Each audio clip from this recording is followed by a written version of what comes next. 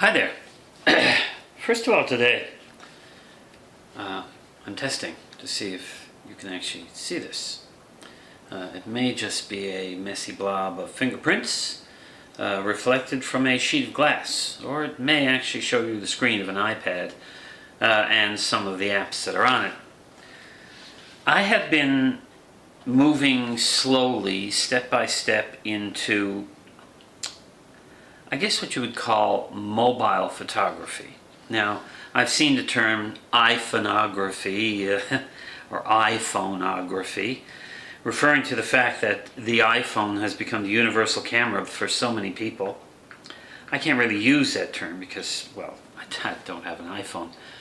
But what I do have is a selection of apps that allows me to work on my photography from my phone.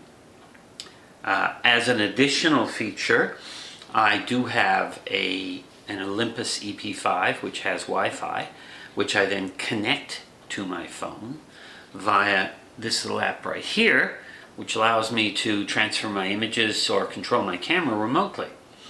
The apps I have here include Snapseed, which I will leave the name in the description below, but Snapseed is, I find, a very capable little editing program for my images, and many of my images now are merely edited in Snapseed. I also have Photoshop Express, which is an Adobe product. The basic version comes free.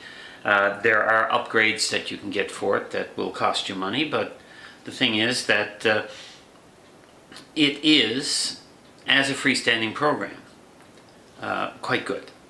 Lightroom, I have right here, and you can see there's what the Lightroom screen looks like. These are some of the images I have here. It tells me little information about the image. When I want to actually work on an image, I simply tap on it, and now I have down here, of course, a few things I can do with it. Now, we're not going to get into the specifics of the software today. In fact, we're going to move away from the phone for a moment and get back to the iPad here.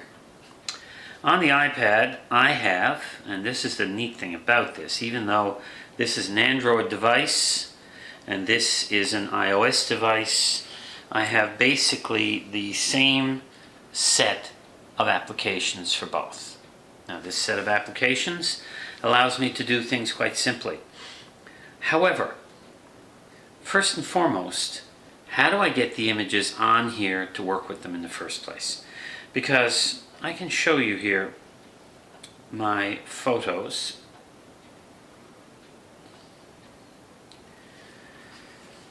As you can see, there are lots and lots and lots and lots of images on here. And all these images almost, well, I should say almost, none of them were taken with the camera that's in this particular iPad. I have no idea what quality level the camera in the iPad has, because I really find it quite difficult to see myself doing this to take a picture, kind of hiding behind here. Hi there. Hiding behind here to take a picture. It's as if I were using a view camera. Not something that I'm really ready to face right now. So, when the video continues shortly, I will show you how I connect my camera to this without having the option of wireless. Now, to get started, I need, of course, a few things. This bag is what I carry my iPad in when I'm traveling, but it also provides me a parking spot for my camera connector kit. Now, I do not use the card reader version because my son took it. So I'm left with this. Now, this allows you to attach your lightning connector in your iPad or iPhone to a standard USB. Now, it's designed to work with cameras.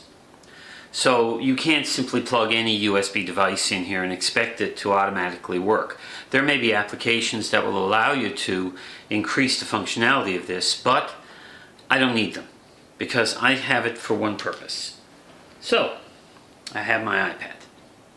All I have to do is wake it up and make sure it's running here. I have a running iPad. I then put my connector kit, plug it into the lightning connector. I then take my camera cable and plug it into the camera connector kit, like so. I then take my camera. And this is my Pentax K7. It is a fairly tightly weather sealed camera, so I have to open a rather tight rubber flap here and plug my connector, my proper Pentax USB cable. Unfortunately, they have not gone with a universal one, but instead use a small connector that's only used by a few companies. I think Kodak may have used it as well. Now at this point, if I show you my iPad shows nothing unusual. There is nothing going on at all on my iPad. Then I turn on my camera. As soon as I turn on my camera, I get my import screen. Now you'll notice an awful lot of green dots here. That's because in actual fact I've imported most of the pictures from this camera already. As a result, I don't need to import any more right now. As you can see, there were quite a lot of images here. That is the beginning. I then hit the Import All button.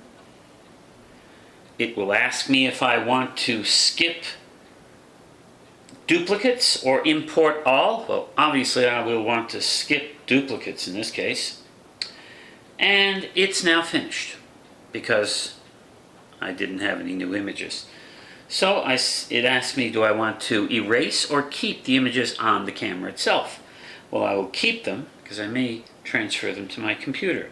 Now I'm going to turn off my camera. Watch what happens to my screen. Notice it switches now to a screen that shows me the album last import. And it will show me just the last picture that was imported. And that's the one picture that came in the last time I imported it. I don't even like this picture. I'm going to delete it. And I'm going to delete it immediately.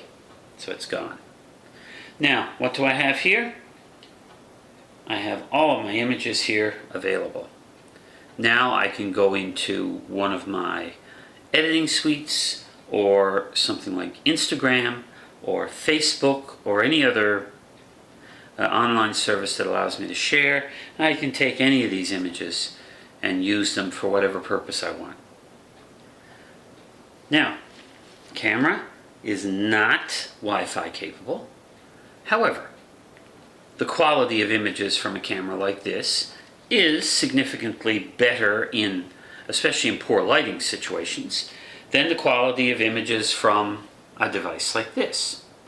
If I were to use this or my phone to take my pictures, I would be stuck with a lot of limitations. For instance, the fact that it does not have an optical zoom lens. The fact that it has very, very little in the way of exposure control beyond automatic. Whereas on my camera, of course, I have all those options. So anyhow, that is how I get the images in here. Once I get them in here, then of course I can do any one of a number of things with them. I'll just show you very briefly a startup of one of the programs. So I'll go into my folder here with my programs. I will pick Snapseed. Snapseed starts off with this little image right here. Down here it says Open Picture, Open Photo. So I click on that. I pick a photo to open. It can be any photo at all. So let's take this overhead shot. I pick the photo opens. Now, right here, I can choose what I want to do with the photo. I have filters, I have adjustments, I can straighten, I can crop, I can do transformations, I can do adjustments. All of these things are available right here. Well, this is not about the software. I don't have the video capabilities of giving you a decent rundown of how the software works, but I'm sure you can find all sorts of tutorials online to help you if you decide to use Snapseed. Meanwhile, this dandy little device right here is all I needed to get all of this started and rolling. I hope you enjoyed this. I hope it's of some use to you. Those of you who do have cameras and who do have iPads and would like to be able to find an efficient way to use the two of them together, then, well, I hope this gets you started. Thank you.